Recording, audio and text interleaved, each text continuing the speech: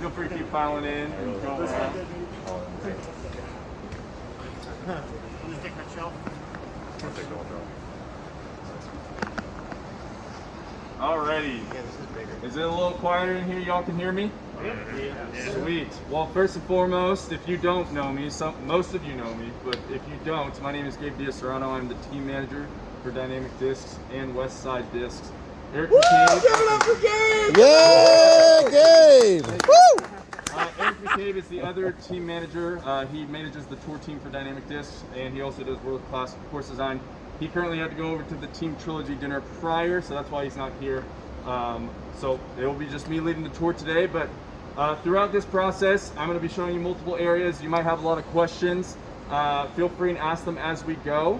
I'll be able to answer them, and when we get to we'll get to a lot of spots. We'll be in this little group setting right here where we can ask questions. Before we start, I will mention that the area that we were just in is going to be a lobby space. We're going to have booths, different things along those lines. It's going to be like a food court of sorts, but no, there's not going to be like all these different restaurant chains or anything like that.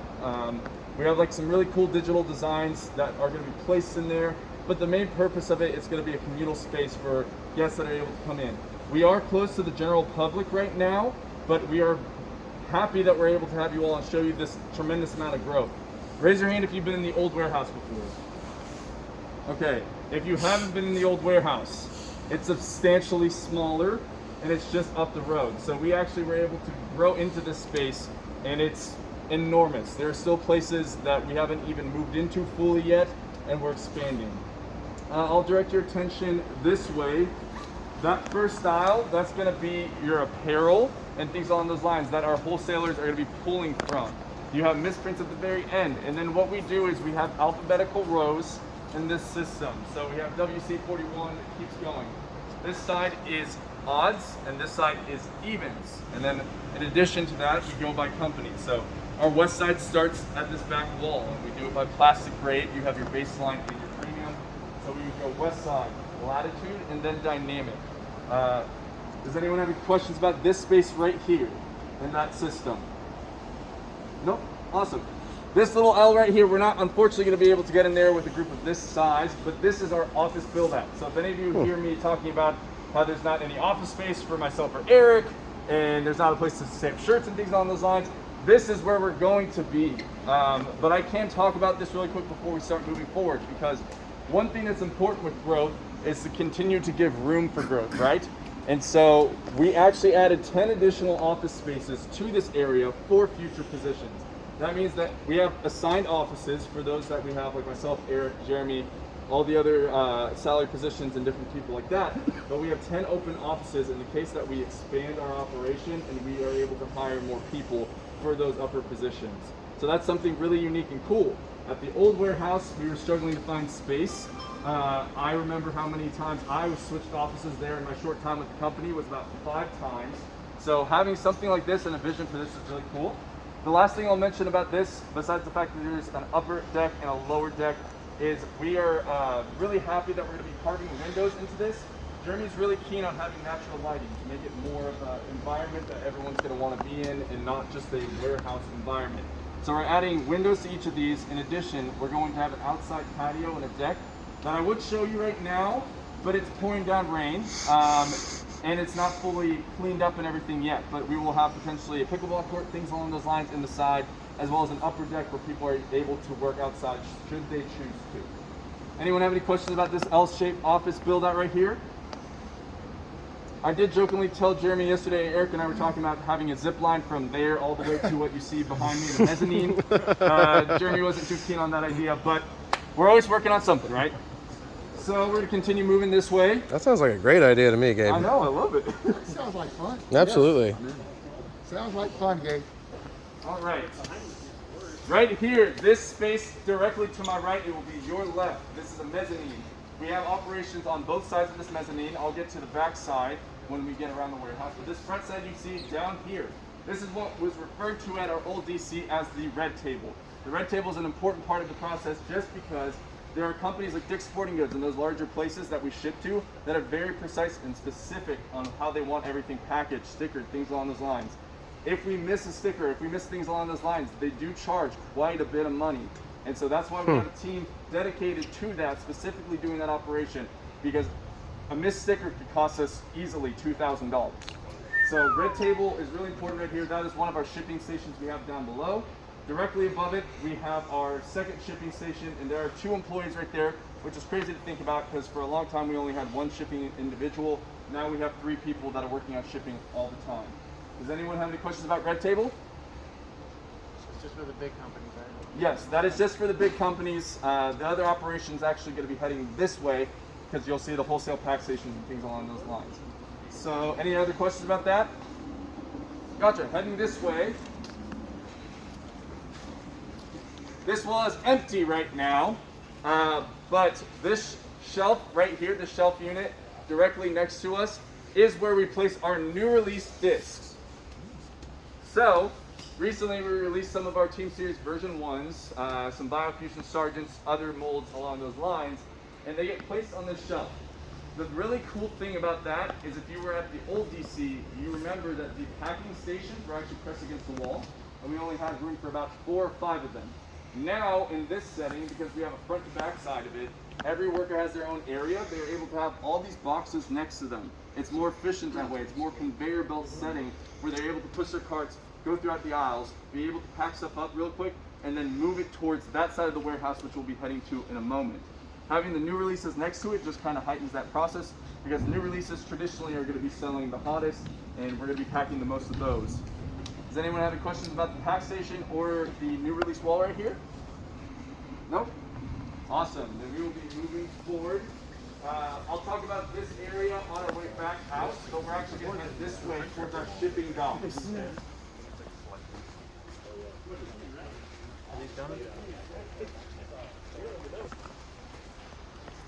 If you're wondering why there's a cardboard cutout of Paige shoe, it's because her mom, this is her pack station. So that's why there's a Paige shoe cutout right there. Okay, which would be Noble. Yeah, good to meet you. I was like, who's that? I can't remember.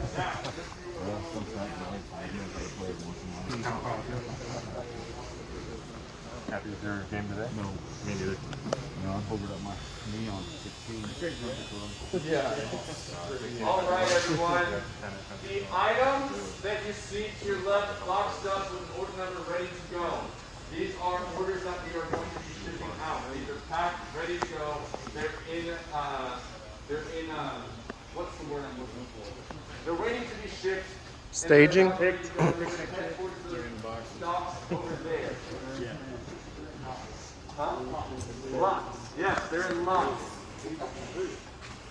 They're in holding is what I was trying to say. They're Holding. To be able to ship out that way. So that's this whole wall right here. I remember at the old DC, we had a square about the size of from here to about that shelf. So this size of this shelf right here is about what we had, and we would always place boxes into it. At the end of the day, we would have to put them all in a truck that UPS had on the side of our building. Now, from right here all the way back to that wall, these are all things ready to go out. This gets filled up weekly, daily, all in between. It constantly is going out. In addition to going out, we also have to receive things, right? And so we've been receiving quite a bit. We receive shipments daily, and we're able to cycle it through. So I constantly bring up the conveyor belt because having a larger workspace, it makes it more efficient to be able to bring things in and out. So moving back this way, the rain's going to get a little bit loud here, so I will scream here in a moment. Yeah. Got a big ass fan. It's a well-oiled Big ass machine. fan. Yeah. But it's just, I like this product a lot. Yeah, That's the thing. Yeah, sure. Yeah.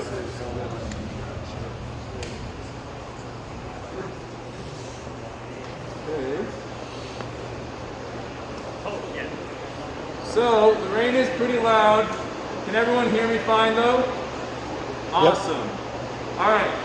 One thing that's very unique about this space, we have a crazy amount of loading docks. Not only that, our loading docks are actually up and elevated like they should be. At the old DC, we had garages. And so we'd have to pull our, on two sides, we had incoming and outcoming. and we'd have to actually use a forklift and bring pallets out. Here, we are able to directly enter the trucks. We're able to pull up forklifts and things like that, bring it out. When it's brought out, we're able to cycle it through. You see, stuff typically get received. They go on this back wall and things in the middle. So you have things going out, things coming in. Additionally, when we have things coming in, it can also go that way. This is where our customs department is. We'll be headed there in a moment. But we have 4 docks that we're actively using and constantly having things come in and out. Having these 4 docks has been a huge help for us. It requires less people working this area and makes it so that we're able to have more people pulling orders. Does anyone have any questions about these docks? Sweet. Lastly, I've worked here for a couple of months now, even though I'm working from a home office, and I was just in here last week, and I noticed this large fan. I've never noticed it till now, and it's a massive fan. It's probably the largest fan I've ever seen.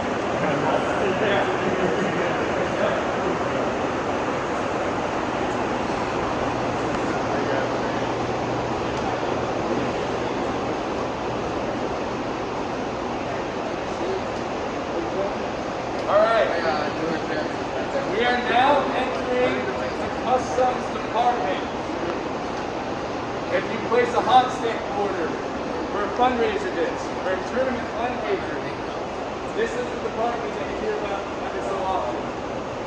We have our blanks right here. It's alphabetical and it goes by company. So we have DD in the premium and we have base, and then we have the same for latitude, we have the same for west side. Or should I say we typically have everyone well in stock, but disc golf is booms, you know? If you can't tell by the substantial growth. So we have our blanks here. This back wall on the opposite side is where orders are placed once they are done, prior to being boxed. So that's why you see so many discs in that back wall. No, we're not hoarding discs. We're not hiding things from people. These are discs that are ready to be boxed out and ready to go out to the player or to the tournament or anyone that has placed a fundraiser order. What you see around us and above us, storage space is key. We no longer have to have a separate area to store our discs. We're able to put it directly above it. And when things are out of stock, we're able to move it below it.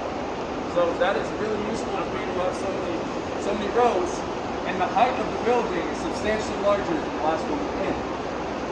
We're going to move towards the hot stamp machine so I can briefly describe to you kind of the process of the hot stamp if you're familiar with it.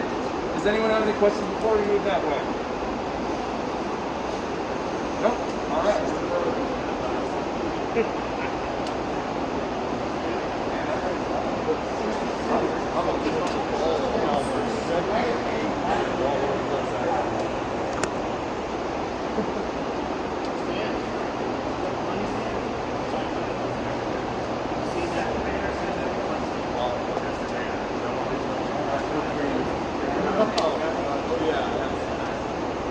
You're free and gathering on that back wall a little bit.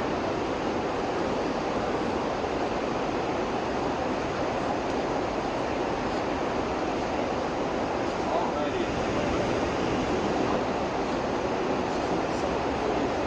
Yeah, that's what he was saying. So, this is our hot stamp department. When I say hot stamp, does everyone know what I'm talking about? It is not the dye that goes on the disc, it's actually what's stamped on it. So when an order gets placed, we typically have the order form, the pink ticket, it gets pulled, and then it's wrapped in a cart. What happens then? We have the plate order, when we order the plate, we're going to put the sequence. In this case, 5 magnets, right? So we have our shelf to our left, that is going to be filled with blank drum magnets. From there can be a foil pressing on the top. These right here, that you see, are foils that go on this. You have your regular base plastic that can take only certain foils. In addition, you're bringing them that can only take certain foils. It's just too much. Or you have foils that can go be. I know where it is because wherever you stayed there right here. I didn't know y'all put a course out there. That's cool. Order, they'll stand up. What they'll do is they place the disc right here. They will have something, they'll have a foil that runs through it. This will actively be running. This is motion activated. So when you actually put pressure on those two, that's when it sinks. Right there, you're not going to put it right here.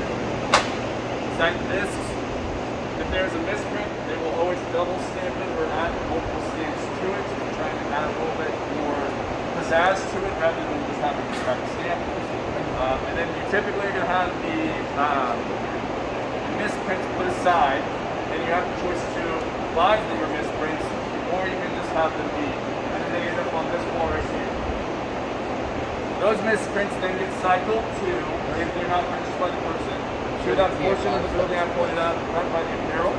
And then you can actually, as a wholesaler, buy those misprints, or sometimes they end up in the retail store.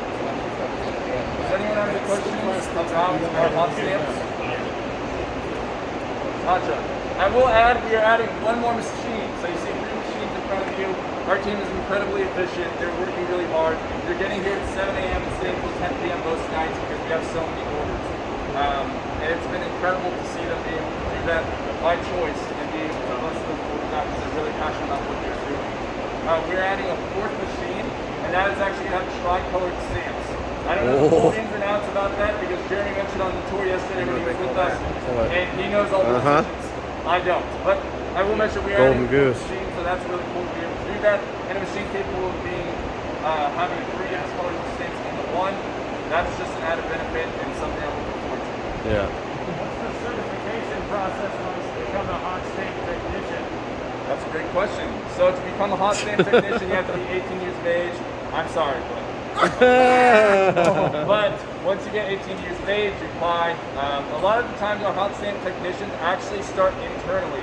We like to hire up from internally, hence me, retail store, somehow where I'm at today. Right. But they're able to move from there to here. And as long as you are wanting to do something along those lines, they are willing to train you, willing to work with you. So you actually get to be like groomed into this role. Christian, this is his station. He used to be a wholesale puller. Tate, same situation, same with Tyler. So they actually got cycled in here because there's a position opening, and that's how they got to this point. Yes. Oh, nice. Yeah. Anyone have any questions about the hot stamp or customs department? Okay, I'm going to talk about the space we're going to go into really quick before we go into it, and it's upper space. This upper space is our Dymax department. It's larger than it's ever been before. We have currently 5 machines up and running. We ordered quality on board coming in. We've had some issues with some of them running. We want to produce the best quality we possibly can for that reason. We want to choose 5 and want to choose them out. But we have enough space up there to run up to 12 machines, which is enormous compared to our last place we were at, where we had about 3 or 4 active machines running. Additionally, we have our customs manager Matt up there with our Dymax technician, which is great to be able to coexist in that space and have everyone on the same page. We won't be able to show the Dymax department up above, and that's just because we're very keen on the process of how we make those. It is different than other companies, and we like to keep that internal and in shop. Below that space is our accounting department. It's our temporary accounting department. We obviously have an office deal right there. But we're able to have 4 accountants in there. In addition to that, that is where you see your product photos that go on the website. Those are taken in this corner in the studio. I'm not going to enter that space because it's just a couple desks. And if you've ever seen a photo studio, that is what it looks like. Before we get into this, because I am going to have to run up to try and find a light switch for this space. That space we're about to walk into is called our Tournament in the Box Central. It looks like a giant cage. Jeremy made the joke, if I've ever been bad, that's where they stick me. I did pack everyone's prototype orders in there, so yes, I have been in the cage. But that space is our Tournament in the Box space. So if you've done the Trilogy Challenge, if you've done the United States Amateur Match Play, if you've done 2-disc challenge, that is where the orders are going to be packed. That's where the discs are going to be placed. A couple days ago, we lined that all the way with our player pack bags. It was so dang cool, if you haven't seen those, to see all the different state flags, different countries, things along those lines. And they were being cycled into the studio to have those product photos taken. Any questions before we move into that space? No? Awesome, we will head right over. Here we go.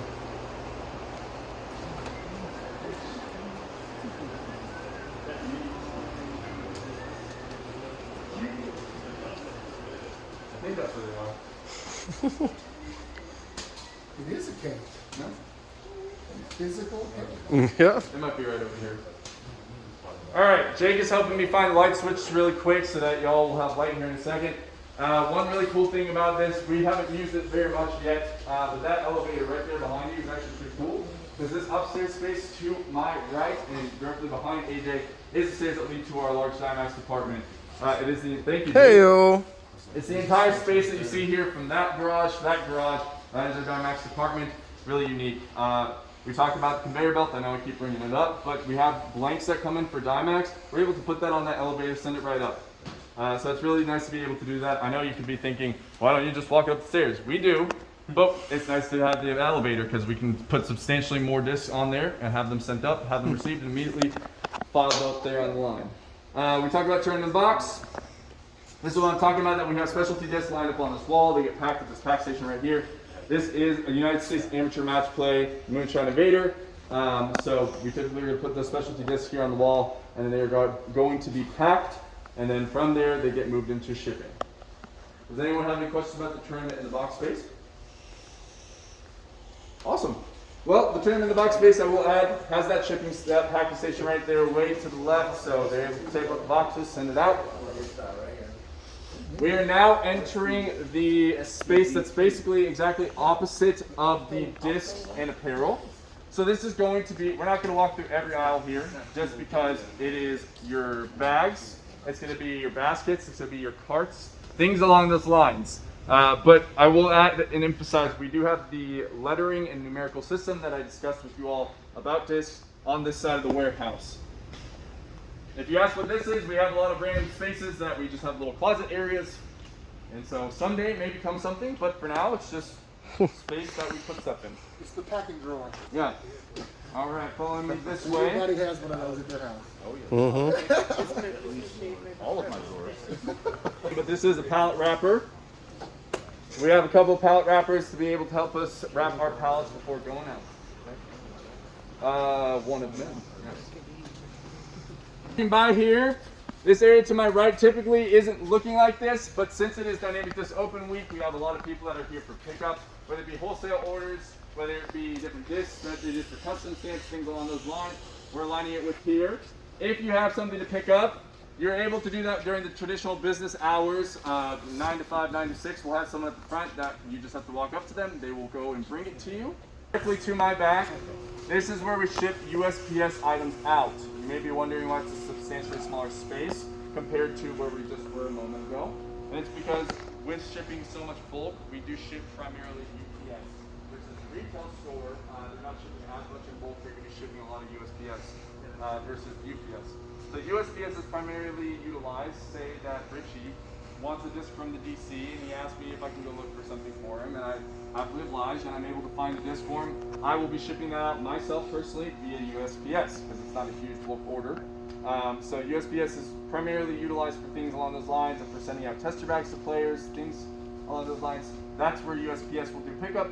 That is where we'll put stuff or receive stuff from USPS and get distributed over. This side door we typically utilize for pulling up the Silver Bullet or White Lightning, which are 2 DD minivans if you didn't know. We're able to load up, put baskets that we have to take out to the course, things along those lines.